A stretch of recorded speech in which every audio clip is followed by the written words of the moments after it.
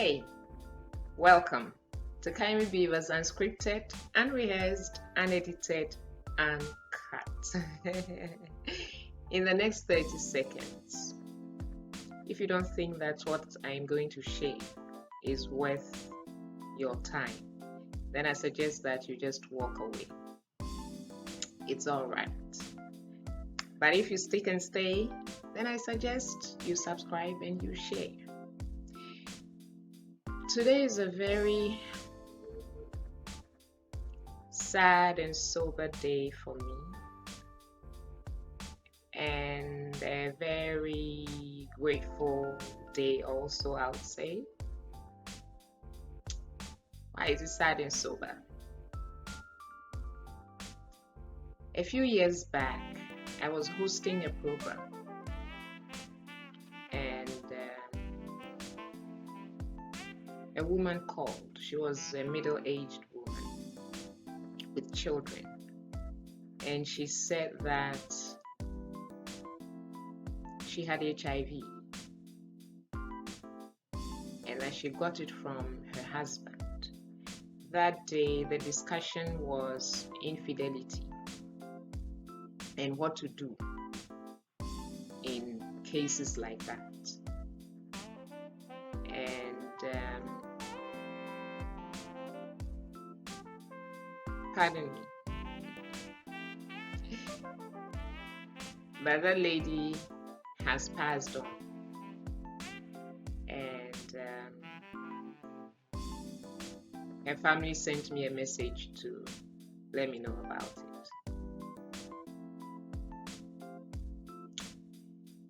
She's left behind children, and there was a time when there wasn't much to do when you had HIV,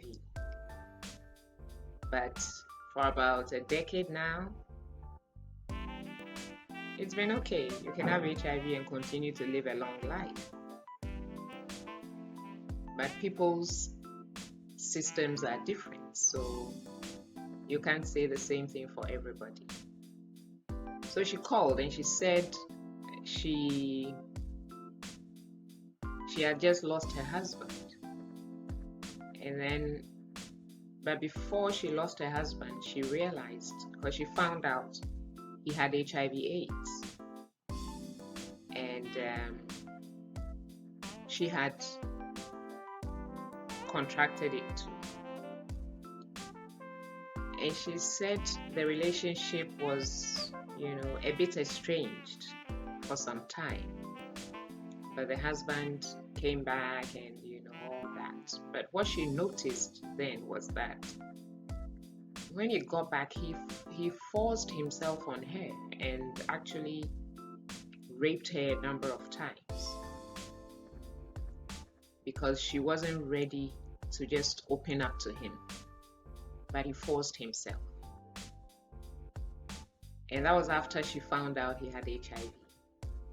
But at the time, he knew he had HIV. So it was just at the time that, it was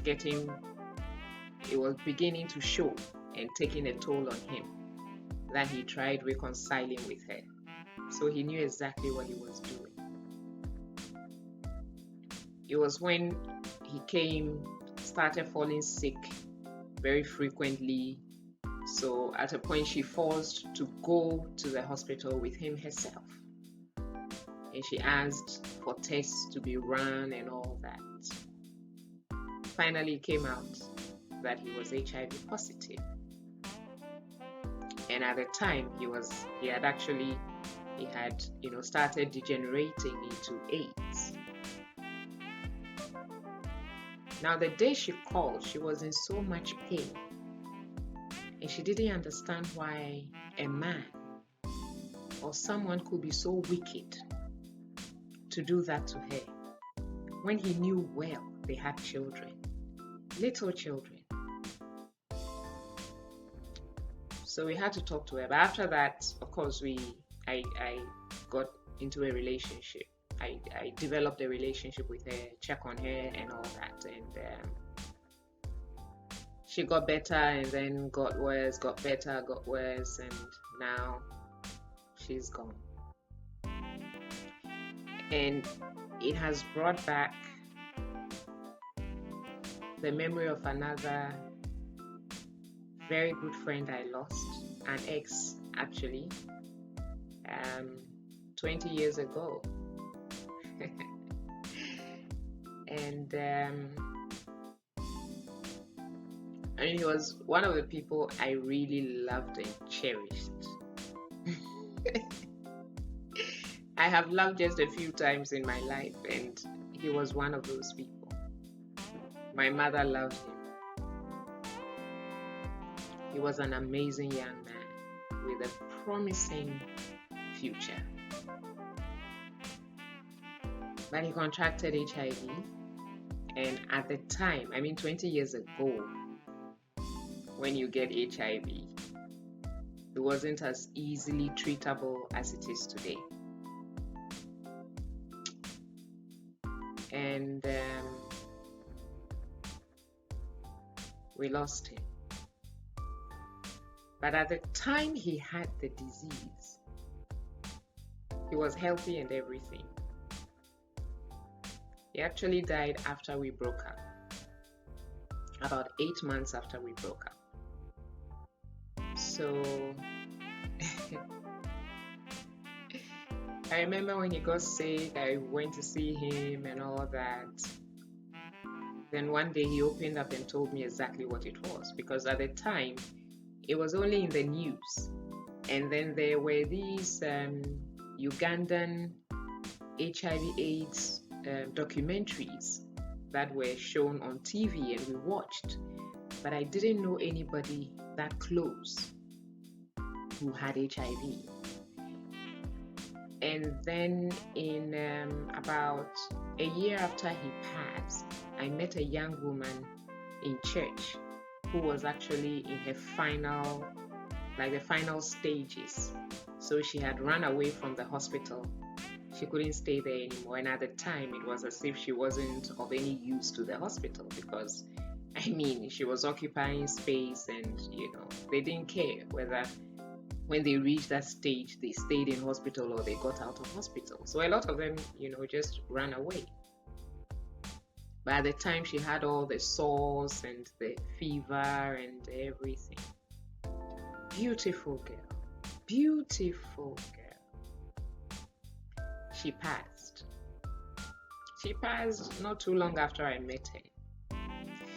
But before my ex died, he told me what was killing him. And he asked me to go and get a test. Because in those days, you know, we thought, because, I mean, there was so much myth surrounding HIV/AIDS at the time. We thought that even sitting with somebody on the same chair, you could contract it and all that. But he educated me, and he told me that I should go and get tested. So I did. But the test came, of course, after he had passed. I mean, the results came after he had passed. But I remember the day I got the results. It was one of the scariest days in my life, because I didn't know what it was going to be. And I didn't know what was going to happen to me. I mean, I think I even died before I got the results. And when I got it, actually, I think I died and I was buried, and I resurrected and died again before I opened that envelope.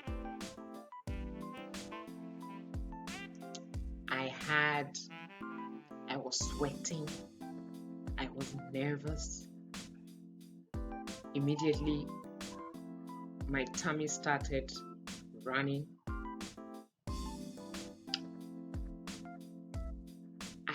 I can't explain the way I felt. Probably someone who's taken an HIV test before, someone who has actually seen a lover die from it and they get it done, that person had already, condemned themselves or sentenced themselves to death. A person like that will be able to understand what I'm talking about. But it was the scariest moment of my life.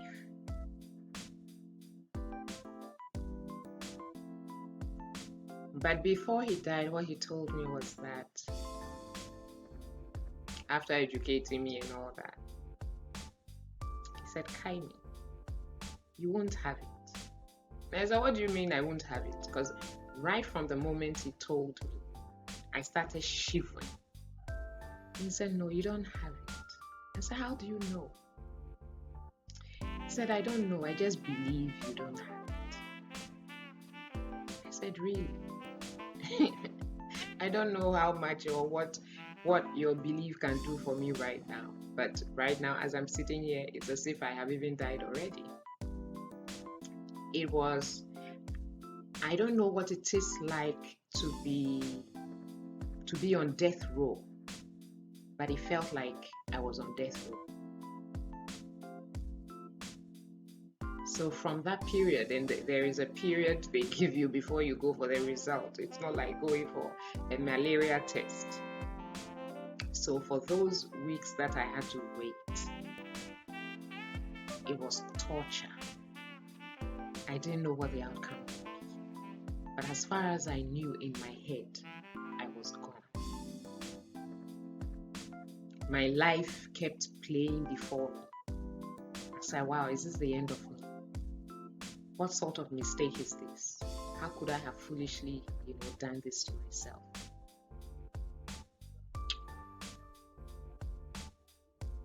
One strange thing in that relationship was that when I met him, and we actually worked together. So when the relationship developed, for some weird reason, I didn't sleep with him. And I believe it was just God who was shielding me. I didn't sleep. But of course, kissing and all that, yeah, we had gone the whole 9 yards. But I never slept with him. And when he talked to me, he didn't even use that as an instance or the reason why he said I wouldn't have it. But he said he just believed I wouldn't have it. Because he could contract it through saliva and, blood and all that. So I got my results. It took me about 2 days, almost 3 days, to open it. And I couldn't tell anybody. Because at the time, you couldn't talk about HIV/AIDS like you're talking about malaria. So I couldn't share it with anybody, not a single soul. So I went through it alone. And if he were to be alive, he could have been there to even support me. But he wasn't there. Finally, I gathered the courage and I opened it. And it was negative. And I was still not happy. I was still not happy because you have to go back for another test to make sure, because for some, the virus stays in the system longer before it begins to show. So you had to go for another test to confirm. And if you have a lover who has had it and has passed on, then you're at a much higher risk. So till the following few months that I got the next one. That one, I was desperate to open it and see what the results were. And it was negative. I'm talking about this 20 years later, and I am laughing. I never knew a day would come that I would ever laugh about this. Never. It was not fun. And even though I got those negative results, from time to time, I got a scare. For about 5 years after that, from time to time, I got scared. That what if it wasn't detected then, but I have it now? What if anytime I was sick or I felt sick, I went through the same ordeal? But 20 years later, I still don't have it. And I can say that it was just God that shielded me.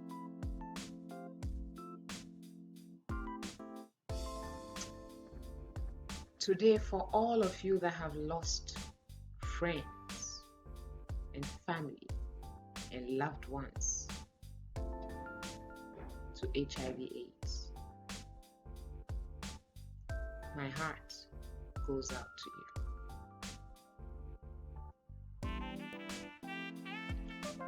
I wish my friend was still alive to see her children grow up. She's gone. It wasn't because she had sex out of wedlock. It wasn't because she lived a certain life. She got it in her matrimonial home, where she was sitting faithfully, but her spouse was not. And whatever she did to him, whatever happened to him, that made him think and believe and actually did what he did to her, to kill her. And he didn't think about his children and how those children will fare or survive after the two of them are gone. I don't know.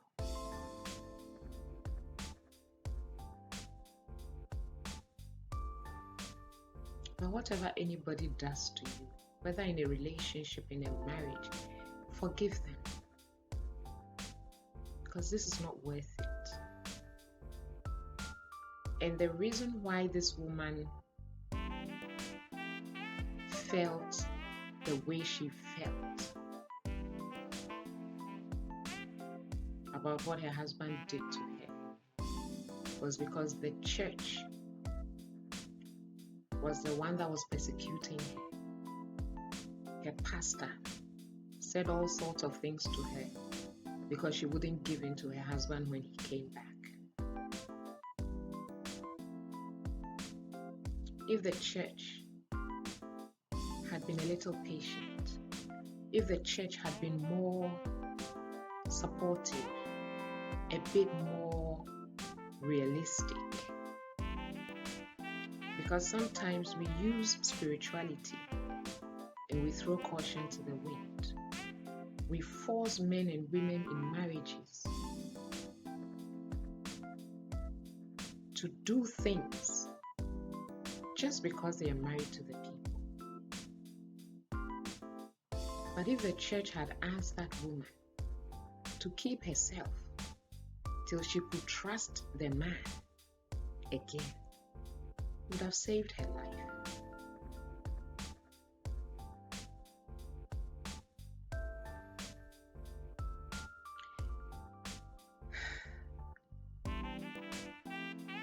To the memory of my friend I've just lost, to the memory of my ex, to the memory of everybody out there who have lost mothers and fathers and brothers and sisters and aunts and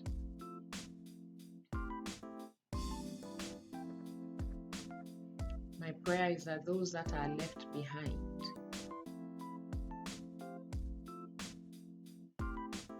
will find a reason to go on.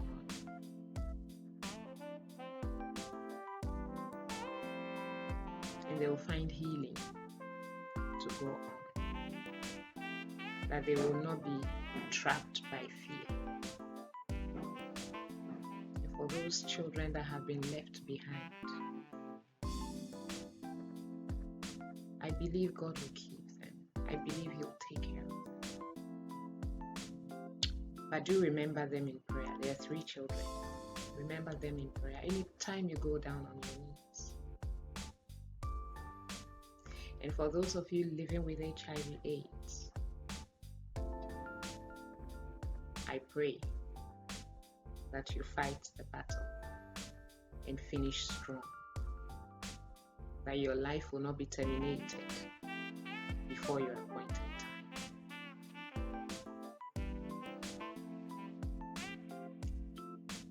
I am grateful for my life. I am grateful God spared my life. And there are many out there like me whose lives have been spared. Not because they are better. It was just the grace of God. For that reason, for those of us in those shoes, I give glory to God on our behalf. And thank you for staying with me today.